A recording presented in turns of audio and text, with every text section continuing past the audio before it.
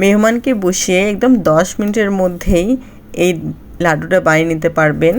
আমি এই লাড্ডুটি সেমাই দিয়ে রান্না করেছি, সত্যি অসাধারণ হয়েছে খেতে। একদম ঘড়ি দেখে 10 মিনিটের মধ্যেই হয়ে যাবে। এটা নরমাল লাচ্ছা সেমাই দিয়ে আমি করেছি। চলুন দেখে নিই রেসিপিটি।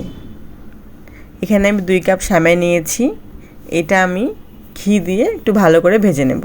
এখানে নিয়েছি আমি 1/4 কাপ ঘি। ঘি দিয়ে এটাকে আমি ভেজে নিচ্ছি। বেশিক্ষণ ভাজতে হবে না, হালকা একটু ব্রাউন হয়ে গেলেই হয়ে যাবে।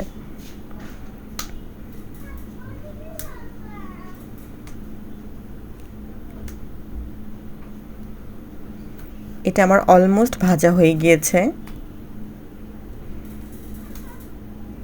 এখন আমি এখানে 3 চামচ ঘি দিয়ে এখানে তেজপাতা মানে কিছু গরম মশলা দিয়ে দিচ্ছি 1/4 কাপ চিনি দিয়ে এখানে দিয়ে দিলাম দুধ।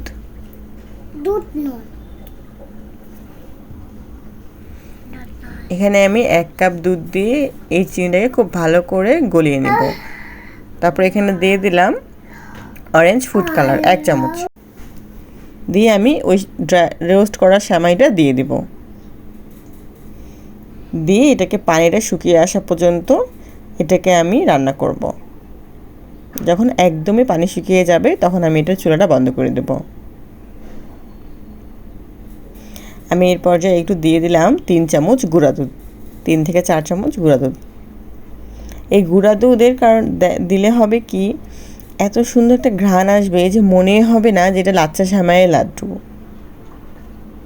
তারপর আমি কিছু বাদাম আর কিশমিশ রেখেছিলাম সেটা দিয়ে দিলাম।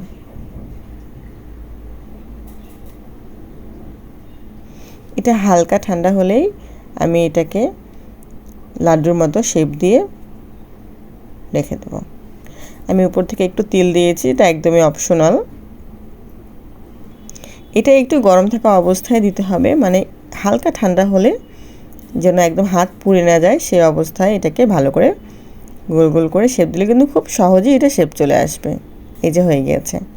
আমি উপর থেকে একটু ড্রাই নারকেল কোড়ানো দিয়ে দিলাম।